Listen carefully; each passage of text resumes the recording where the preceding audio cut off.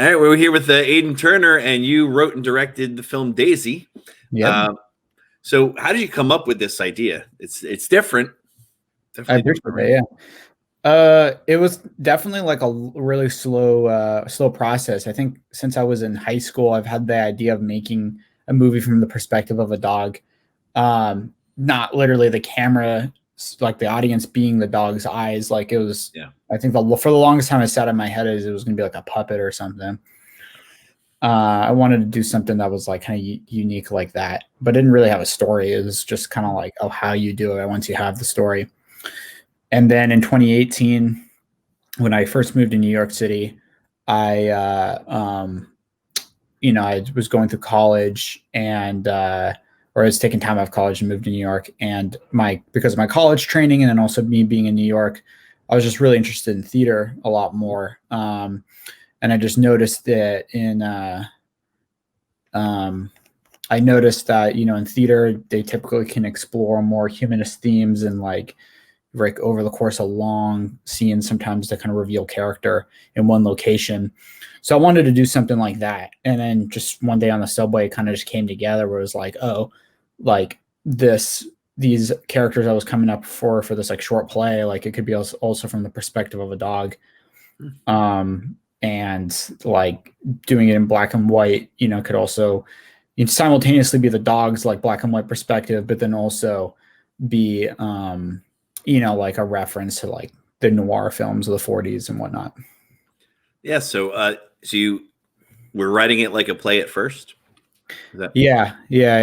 Well, I mean, I kind of was like a little bit brainstorming something, but I kind of like came up with the whole thing in kind of like, it all was in my head kind of before I even wrote anything. And it was only really like a 6-hour experience of putting the script together. So.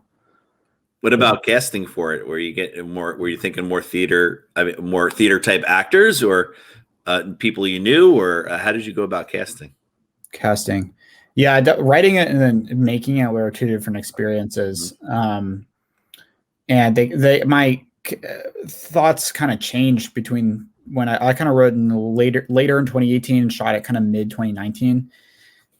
And as a director, I was just kind of playing around with different ideas. Like I had taken time off college and then I went back. And then so on my way out of college, I used some of my theater friends who played the kid and then the mom were friends. And, I'd acted with the mom actress, Katie Semple in one of my acting classes, and we worked really well together and had great chemistry. We did a scene from The Class Menagerie.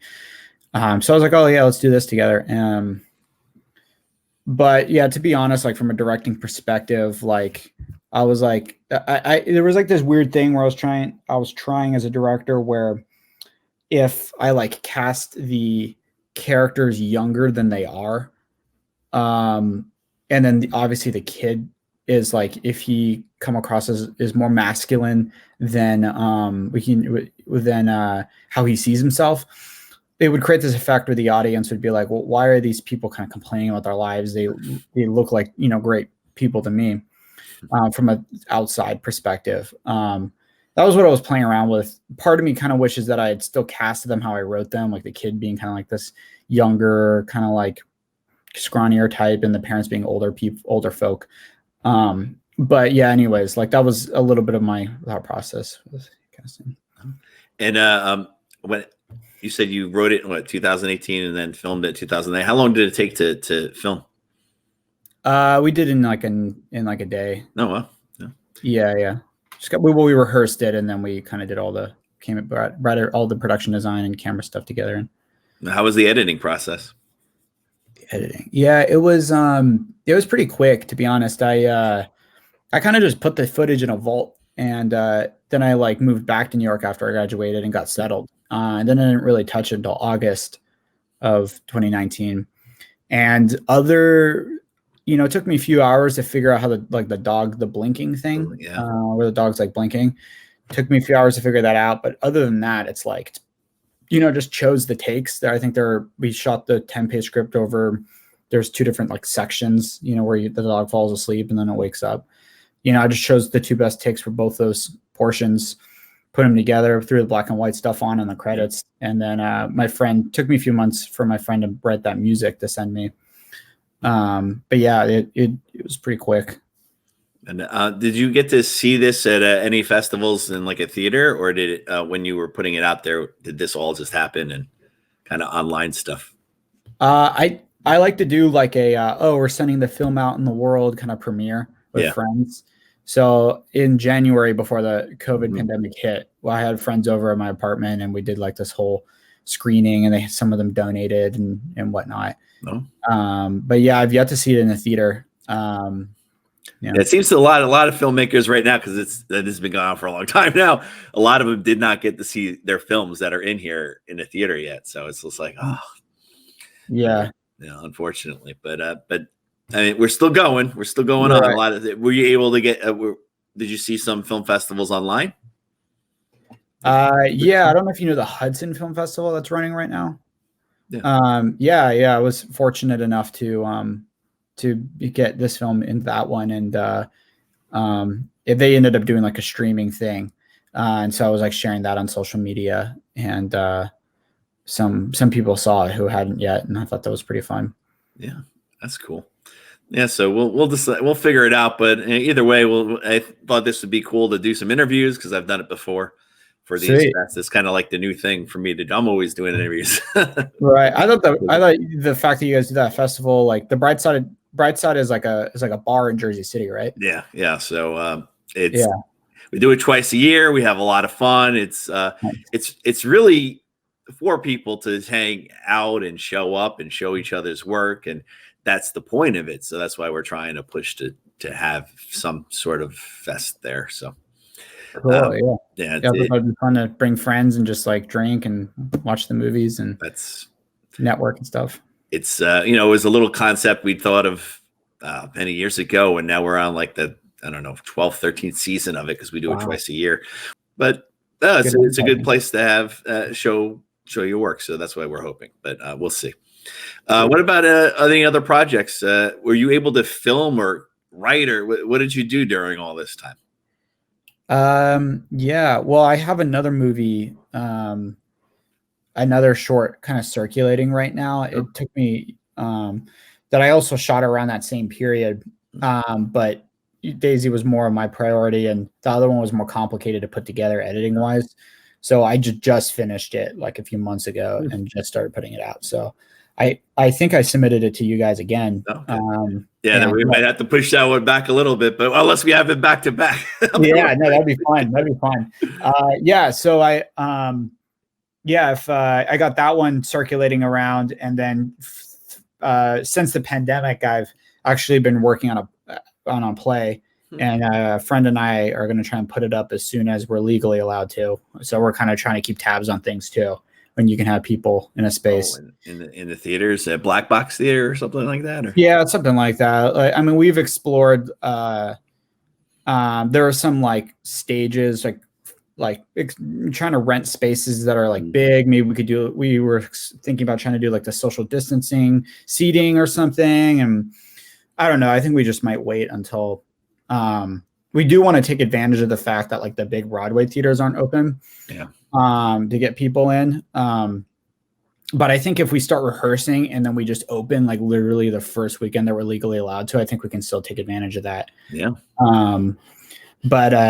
working on that. And then for film wise, I'm just like at the beginning stages of kind of brainstorming kind of a sci-fi thing. But it's because of these festivals and between that and work, I work in the industry also.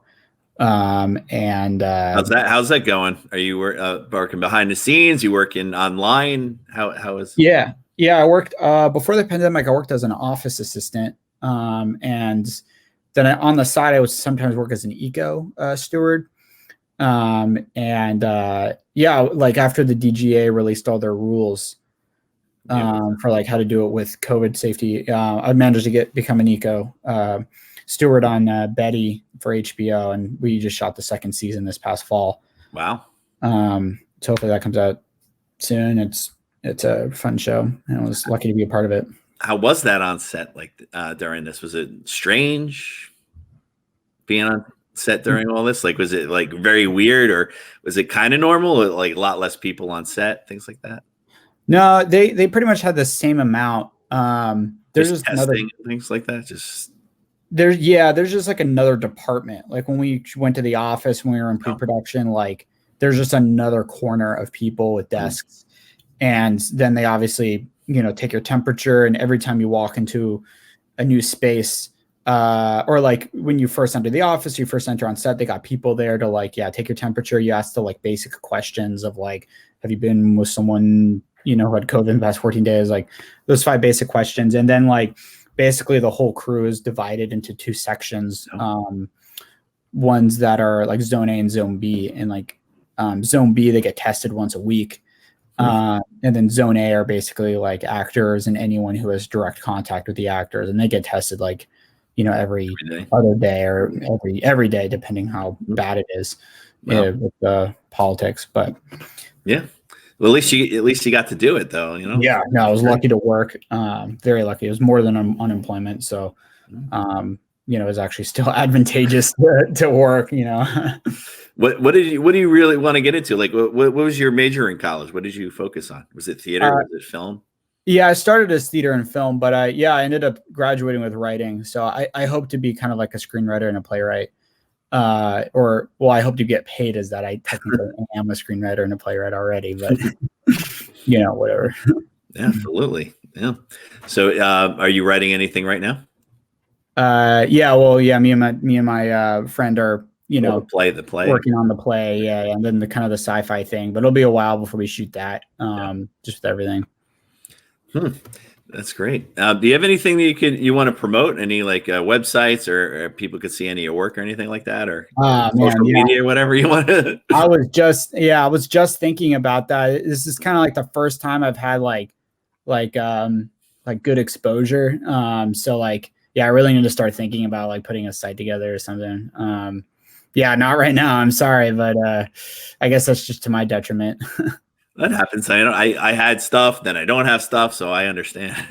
Yeah, but, working on it though.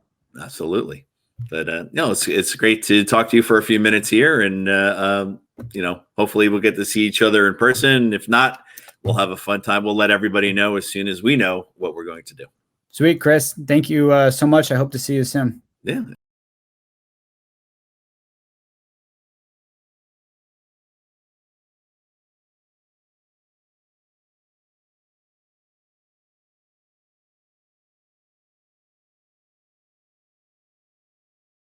Okay, so we're here with the people from Switch. So we have did you both write it or direct it? What was what's the deal on that? Who are the positions?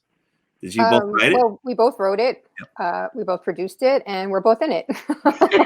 We did it all. You did direct it, all right? Someone else directed it?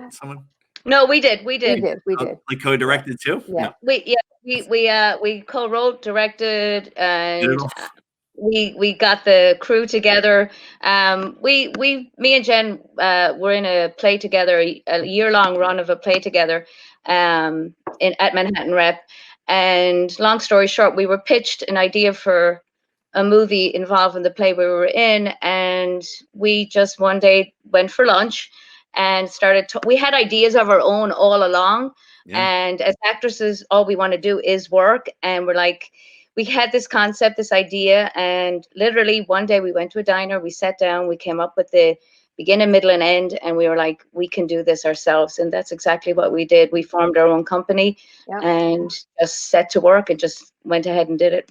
Wow. And this was a while back. So did you have it finished before all this happened? And were you able to see it? Yeah, we did. In the theater? Did you get to watch it somewhere? We had a screen. We were accepted into a festival the week right before the pandemic hit, like right before everything, and it was screened in Brooklyn. What was the name of the festival, Jen? Tuesday Shorts? Brooklyn, Short, Tuesdays.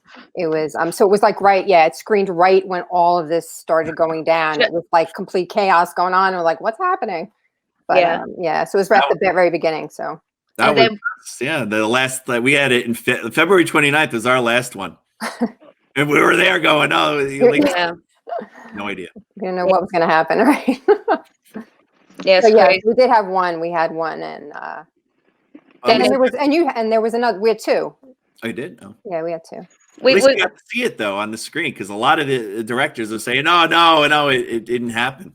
Yeah, there was a festival out here in Long Island not so long ago that they did it live. Yes. And we got to see it with an audience, and it was brilliant. That was only recently. It was in November. November. Did they do a drive-in? No, it was a live film Mm-hmm. festival, New York, Long Island Film Festival. It was a New York Lift Festival. Yeah. Yeah. So it was great to see it with an audience, and hear the reaction, and then we had a Q&A as well. So we got very good feedback, very good response to it. Yeah. So how did you said we were talking about, you both wrote it, and how did you come up with this particular idea though? Well, it's you as a writer, you kind of write what you know, and we had experience in these situations. Me and Jen are very what's the word? It's very important to us to get a message across, and we wanted to write a film that has a definite message, and so the idea of a woman in a failed marriage struggling, and what she needs to do.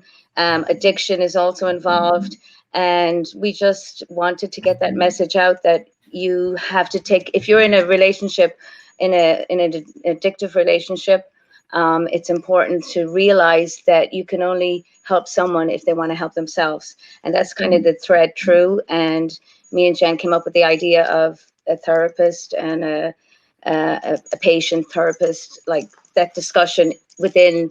It wasn't necessarily a therapy session, which made it like Roxanne, my character, was going to tell my therapist, I can't afford to come anymore.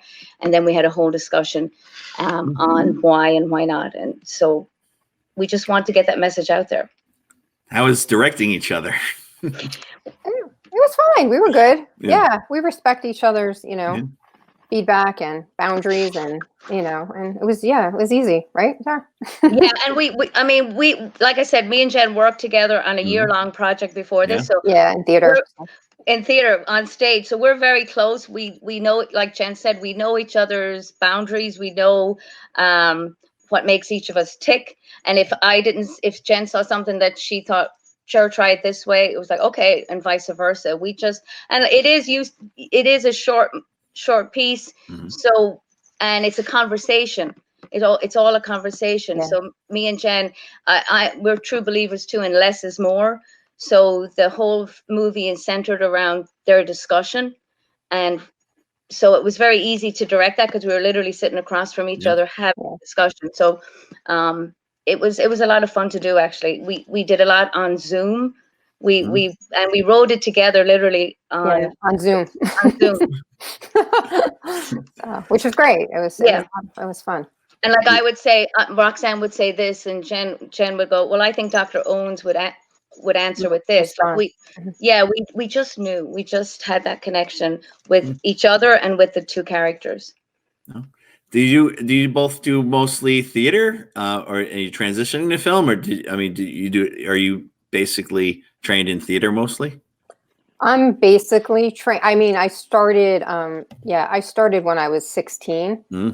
So I studied at HB Studios, so under the guidance of Gene Kaplan. So I always say I was raised on the stage, because theater is my, and I co-founded a, Manhattan Rep in New York City too. I've been running it for the last 15 years. So so theater is my background, but I do film. So I've done some indie films also, but primarily I have a big theater background. Right now it's not too great with theater, right? Yeah, it's not. But we'll get back. Yeah, get back. Yeah.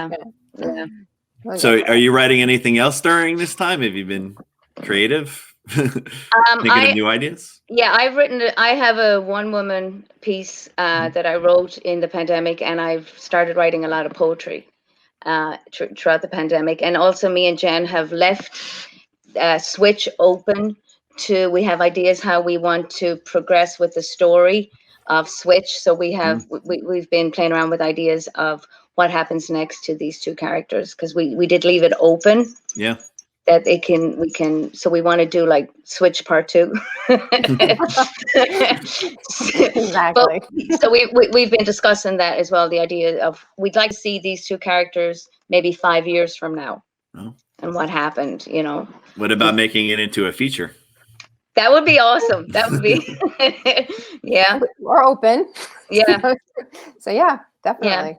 Yeah. There's a lot there. There's a lot there. Like when we first came up with the idea, we just wanted to get what we have on film, and then we're like, wow, we can take these two characters so far. As we were writing it, it was just like, I would be like outside cycling, and then all of a sudden I come up with this idea, and then I'd be like, call Jared, and I was like, oh my god, I was like, we just kept going on and on and on, and I was just like, and it's like where it's at, it's like there's so much more.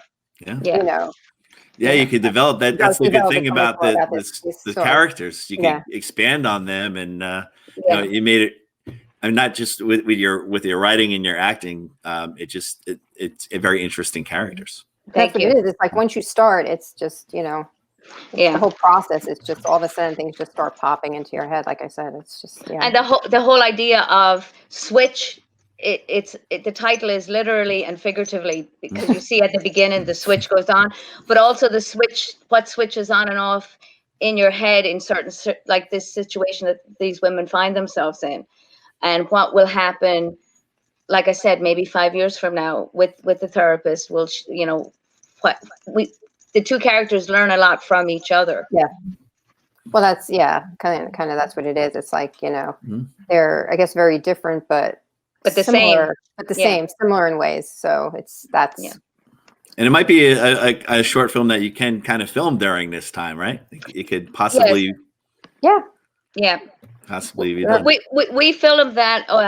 That Switch was filmed in 2 days. We did all of that work. 2 days, like day and night, 2 full days. And we had I have to give a shout out to Dan O'Donnell and Josh Rope, who was our camera guys and co-directors. They were great. They're fabulous. Yeah, 4 of us involved in all of that. Wow. Can't thank them enough. Yeah. Was there a lot more to it? Was the edit a lot or a little bit? Just a lot more. The editing, we left that up to Josh and Dan, and it took a while, but they knew exactly what they wanted to do. And me and Jen kind of we collaborated and said, like, we'd like this idea, but like all the B-roll as well, that's a lot of their work. Yeah, and music too. Josh. Yeah, the music. Josh did the music. The music is original. And when we saw the trailer, we were like blown away. We're like, wow, it's so exciting. Because that's the key too. I mean, that when you're making a movie so long as you're with someone or people that you trust, and each of us were good at what we did.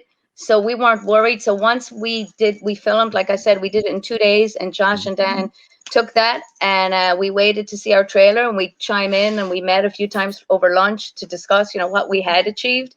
And then they did an awesome job. We loved how they edited it and how it turned out. We're really, really proud of all of us as a team. Yeah. We kind of let them run with that, the music and all that. Yeah. So you ready to work with them again? Of course. Yeah. I personally have worked with Dan and Josh a few times, so I knew, like I said, I trusted them from the beginning. But yeah, we'd work with them in a heartbeat again. In a heartbeat. Yeah, no, I loved it. It was great. They're great. Are there any other fests coming up that you got into with the film that's going to be online, or maybe hopefully have a fest? Currently, no, right now. But we were this past year that we were in the pandemic, so we've had it screening at a lot of different places. Yeah. Online.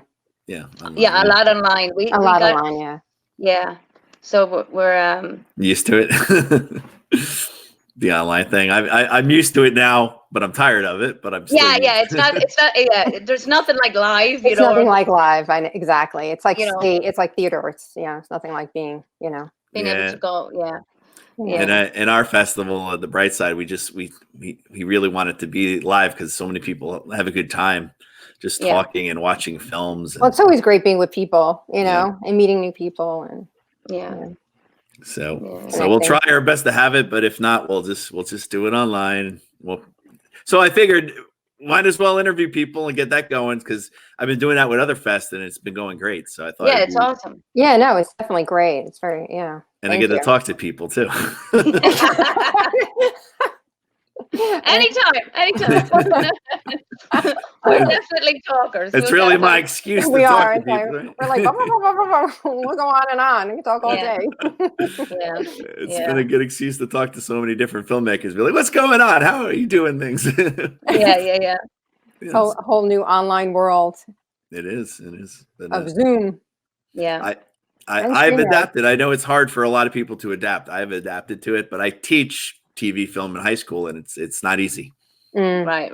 So, yeah, because it's very much hands-on. Like everything is, hands-on. It's like you said, unless you're doing something that would involve like Zoom, 2 characters on a Zoom, that would work. But I've seen stuff on Zoom, and some of it works, some of it doesn't. But you have to work with what you got, and it's hard, but you have to stay creative, and you have to keep creative. It's important. Have you two done any readings online? Like I know a lot of theater have been doing readings online, like in Zoom calls. Yeah, I did. Like I said, the piece I wrote, I did a Zoom reading on the Irish American writers, and another friend of mine just hosted her own Zoom chat, and I've done a few in that. So it's nice. It's nice to stay connected, but yeah, I haven't done any Zoom readings, but I'm just writing and staying creative, and hopefully when we come back to live, we'll all be booming with work. That's what I'm thinking. I was telling people, I'm like, it's going to be an explosion. Everyone's been writing in pre-production and ready to go. So this is it. Everybody, and it's going to be awesome to see what when we're like, it's going to be like ready, set, go. Let loose, yeah. I can't wait. I was saying the other day, can we just hibernate until then? So ready. Yeah. Oh boy. We'll get there. Do you have anything you want to promote, or any websites out there, or any productions you want to talk about, or upcoming film festivals or anything?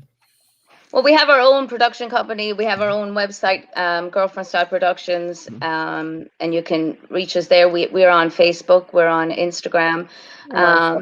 We're on Twitter. So we're on all the socials, and we try and keep updated. And if there's anything going on, we'll post it. We post it. So that's www.girlfriendstyleproductions.com. Well, it was a great film, and I know I haven't looked in the list in a while, but I know it has some nominations. So, congrats on that. And I know. Thank you. And Jerry, you've been at our fest before, and you won. Yes, I did, from McLean Avenue. Yeah. Thank you. Yeah, I loved it. That was my first time at your festival. That was with Mike, and that was a great experience. That's why when after that, I said to Jen, we got to submit to Brightside, and then when we got in, I was like, yeah, that's awesome. Yeah. So thank you so much. It's a great festival. I loved it. Yeah. I saw that film at an Irish festival out here by me, and I went to talk to him. I'm like, you live in you're from Jersey City. I said I have a fest in Jersey City, and I'm Irish, and I love that movie. Right. So right. Put it in. Yeah, thank you so much. Yeah, that's another great character. I love her, Ma. I do a lot of I make my own little videos throughout the pandemic to keep to put, and I post it on our page just as to keep her going, Ma in the pandemic and what she gets up to with her fecker, So, but that was a great festival. And me and Mike had so much fun at that one. It was awesome to be part of it and to get the award. Thank you so much. I have it over there. I treasure it. Congrats on all that. And thanks for joining me for a few minutes today. And I'll get this thing. I got a lot of interviews to go today, and then I'm going to post them. I'm going to edit them, post them up to our webpage, our YouTube, Facebook, whatever I got. I'm just going to put them all over the place so people can tune in and check them out, and we'll keep in touch with everyone and let you know what we're going to do. Okay, that's great, Chris. And thank you so much for having us. So much, Chris. Yeah, this was great. So much fun. So much fun. Lovely to see you. Yeah, good to see you guys. Thanks so much. All right, bye. I got to take my little break now. I got a few minutes break now. Okay. All right, thanks, Chris. All right, thanks so much. Bye.